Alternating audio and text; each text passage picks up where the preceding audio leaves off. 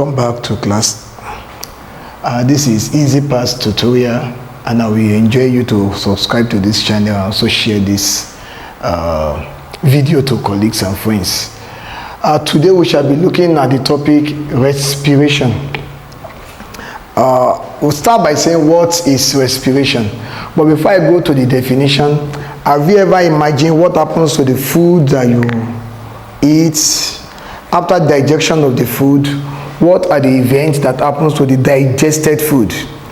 Our body cannot make use of the solid food that we take in every day. All these beans, the rice, the carbohydrates, the meats, they cannot be used directly by the body. They must be broken down. After they have been digested, what happens to the digested product? The major product of the digestion are those carbohydrates will be digested to what we call glucose. Protein will be digested to amino acid, while the lipid, which is usually fat and oil, will end up being fatty acid and glycerol. Now, the body cells can only make use of these substances for different activities, building up of the body, energy generation, and co. So, today we are looking mainly at what happens to glucose, the final or the final product or the digested product of carbohydrates. What happens to glucose in particular, and some of these fatty acids that we have derived from lipid digestion. Now that will lead us to respiration. The glucose that is being digested is taken straight to the cells through the blood for the purpose of energy generation. This generation of energy is actually an oxidative process, and it is actually referred to as respiration. So the simplest way of defining respiration, the best way and the simplest way that will end you all your mark, is actually oxidation of glucose to generate energy in form of ATP. Oxidation. So respiration as the definition. Now start with definition. It is the respiration is the oxidation, that's the word, oxidation of glucose or organic substance. I have reason for that. Oxidation of glucose to generate energy in form of ATP. I know you should have the idea of what ATP means. That is adenosine triphosphate. You have said that in our classes. Adenosine ATP. Adenosine triphosphate.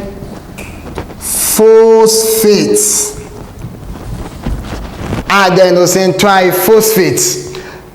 Now, oxidation of glucose to generate energy is actually referred to as respiration, and that is the core definition, the main definition for respiration.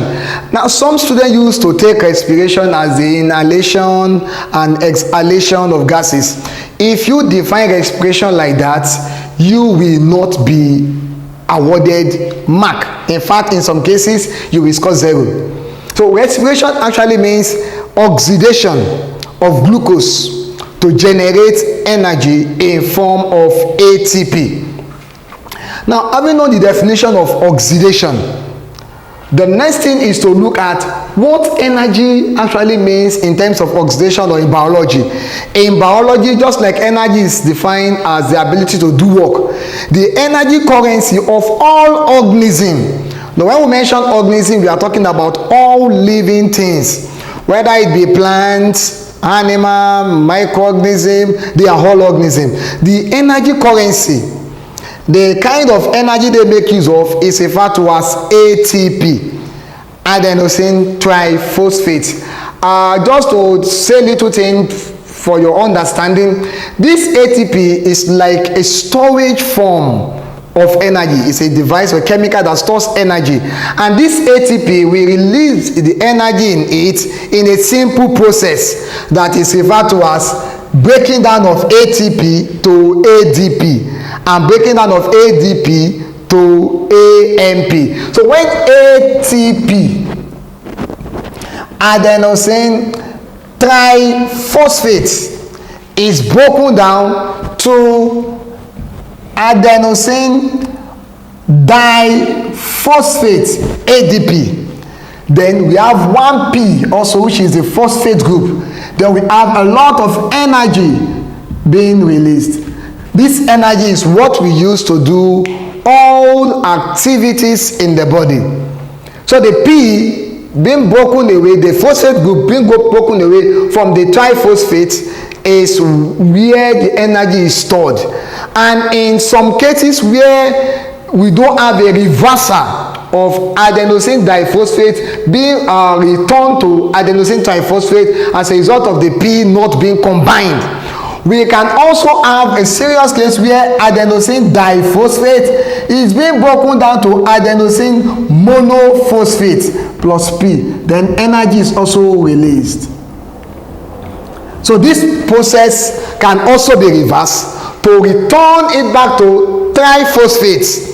So in that case, we'll be having adenosine monophosphates plus a P group, which is the phosphate group, to give us adenosine diphosphates. That it can further itself by having also ADP, which is the one we are talking more today about, plus another phosphate group to give us adenosine triphosphate. So more of what we have in our standard, or for this level of O level and little of A level class, you'll be having more of your lessons being talking about adenosine diphosphate being converted to adenosine triphosphate, and that process will require a lot of electron transfer that we'll be talking about as we move on in the class. But there's a law governing energy which you should know, and that is called the law of thermodynamics, or energy as a whole. This law, so the two laws of energy as biology is concerned, so we have laws of thermodynamics. It's a common law that we know right from secondary school. They are of two. The first one states that energy can neither be created nor destroyed, but can change from one form to another. Energy can neither be created nor destroyed, can change from one form to another. In another form, so that is energy conservation. That's one. Energy can neither be destroyed nor created, but can change from one form to another. So we have this as the first law, and in some cases may have it as the total energy in a closed system is always constant. The total energy in a closed system is always constant. You can neither add to it or subtract, since the system is a closed system. So in the whole of the universe, the whole ecosystem, the total energy that is in the ecosystem is actually constant, because we are defining it as a closed system. So the same is applicable to what I explained earlier. When adenosine triphosphate is broken down to diphosphate, and the phosphate group plus energy that is being released for different activities, this energy is still conserved, because the phosphate group will still come back combining with the diphosphate of the adenosine diphosphate to still give us this back. Only that the energy that is being used to do the work might have been dissipated, but it is being recovered again in another way. So all this is just telling you that in a closed system, the total of the energy in the system is conserved.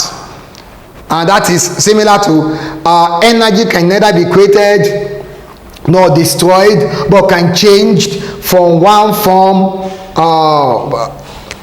but can change, can neither be created nor destroyed, but can change from one form to another. That is for that. Now, the second law, which is also an interesting one, which we should know, the law states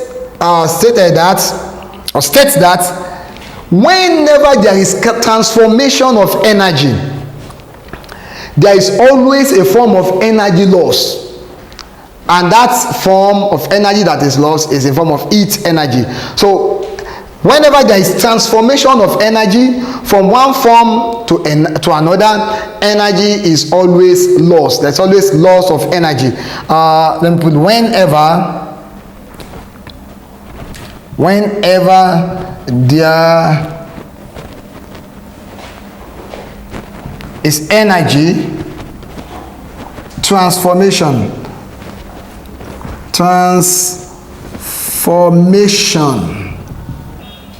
energy is usually lost in form of heat energy. Heat is a form of energy. Just let us have that. It's a form of energy. Another way of defining this is there is no 100% efficient energy transformation. No 100% efficient energy transformation. No 100% efficient energy transformation. That is the second law. So these two laws actually governs all of the energy processes that occurs within a living system. So energy can neither be created nor destroyed. We can change from one form to another, and whenever there is energy transformation, there is loss of energy in form of heat energy. Now this law is actually referred to as the law of thermodynamics, and they are also involved in the process of respiration, because respiration is a kind of process that generates energy for living activities to carry for living activities, yes, or for living things to carry out different activities. Now the energy available to do work is usually referred to as free gift energy. Then we have the one that is not available, we call that one more of entropy. Yes, if I'm not entropy. So the free gift energy is the energy that is available to do work. Energy available to do work. Now, because that's not the major reason for this topic. The major reason for this topic is to actually understand how the process of respiration usually occurs. How does this process of respiration occur? Now, before we go to that, let's look at what we refer to as respiratory surface. Now, that will lead us to the common definition that students used to give for respiration. They will say, now respiratory surfaces. Also, we're talking about that one now. Respiratory surfaces. Respiratory surfaces are, as the name implies, this surface is actually what we refer to as surface for gaseous exchange. Respiratory surface is actually referred to as the surface for gaseous exchange. What do I mean by the word the surface for gaseous exchange? There is a particular part of a living organism that will encourage exchange of gases, especially during the process of respiration. This exchange of gases is what some people term as respiration, but that is not. It's just a small part of respiration. This exchange of gases usually occurs at a surface, and these surfaces, they differ in different organisms. Do not forget, all of these surfaces that we call respiratory surfaces, they do one work. and the work they perform is just to allow gases to be exchanged during the process of respiration. This gas come in, the other gas will go out. That is what we have as respiratory surface. They encourage exchange of gases. That is what they do. Now, these respiratory surfaces, they are of different types, and we want to just run through the major phyla that we treat in secondary school, and we look at the main surfaces used by the organisms in this phyla for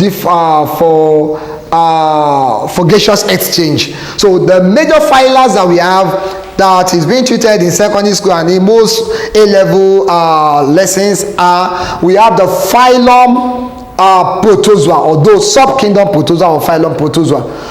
Phylum, in some cases, subkingdom Protozoa. The organisms in this phylum, which are known as the protozoans, they make use of their body surface, because they are very small, their body surface for gaseous exchange, just their moist body surface. After protozoa, they are just body surface. Like, the subkingdom or kingdom, let me start from there. So we have body surface. Now, let me call this number one. Number two, we have phylum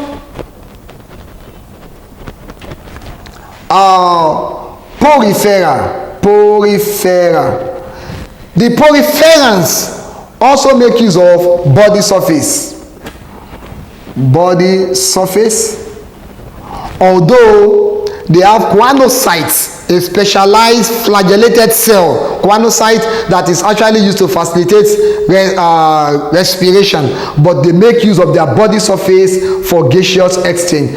After this phylum Porifera, we have another phylum that is referred to as Cnidaria. Phylum Cnidaria, or some we have it as Coelenterata. The Coelenterata. The Cnidarians, they also make use of their body surface for gaseous exchange. Then the fourth one, phylum Platyhelminths.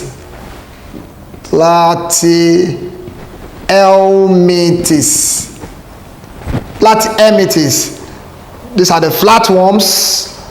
The flatworms like the tapeworm, the flukes, and co. They make use of also body surface.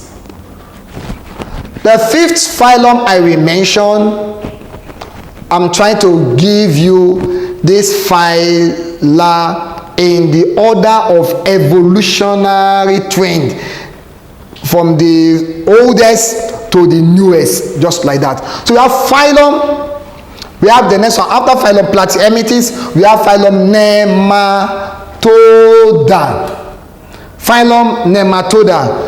Likewise, make use of body surface. The next one is phylum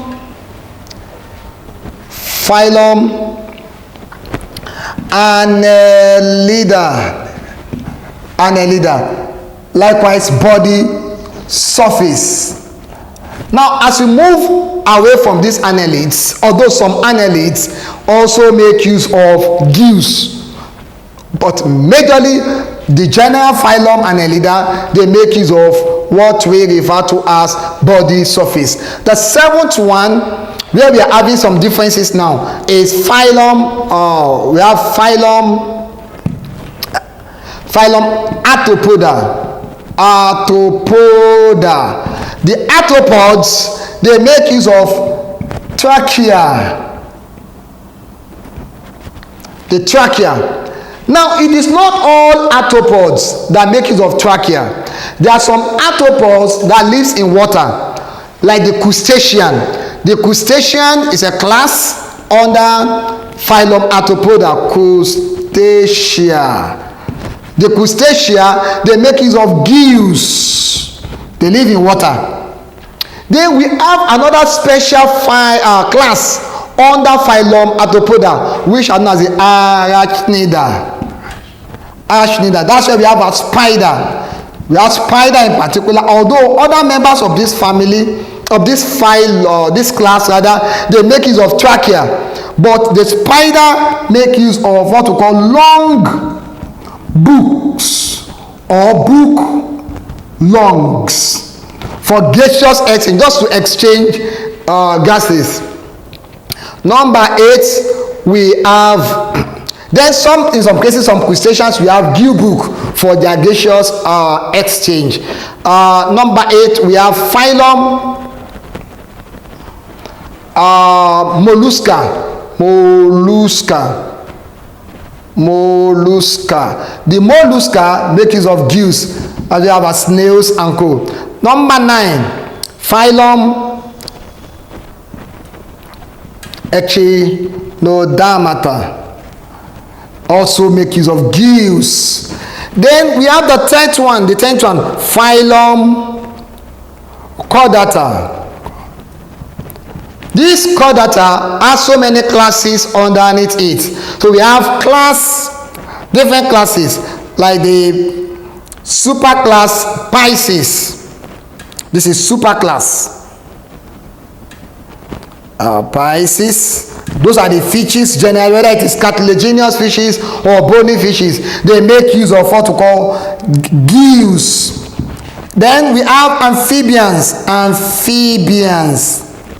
The amphibians make use of so many organs for gaseous exchange. They make use of their skin, moist skin. Some use buccal cavity, that's mouth, and some make use of lungs. Then other classes that I'll be mentioning, they make use of what I call lungs, because they are animals that live on land. So the reptilia, apes, and mammalia, they all make use of what we call lungs for respiration. Now I will end this class by saying what are the characteristics of respiratory surfaces. The surfaces that are called respiratory surfaces, what are their characteristics? You permit me to rub this part of the board so that you can have that listed out in a very simple way. Characteristics of respiratory surfaces.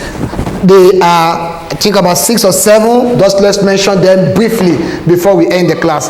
Characteristics of respiratory surfaces. Characteristics of respiratory surfaces. The characteristics of respiratory surfaces are: 1, they must have large surface area to volume ratio.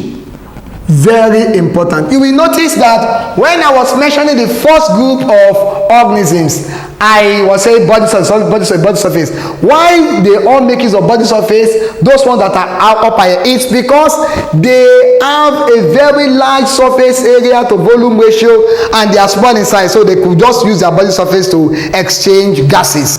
Number 2, any surface that will be used as respiratory surface must be highly supplied with capillaries, or must be richly supplied with blood vessels.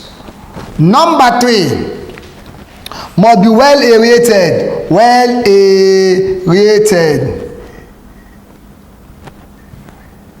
Aerated. Number 4, must have thin membrane. Thin membrane. Let me put permeable there. Permeable membrane. Number 5, aside from having thin membrane, any surface that will be used as respiratory surface must also be moist. Must be moist. Must be moist, and many others. In the next class, we shall be looking at the types of respiration and some of the processes involved in respiration. Thank you very much.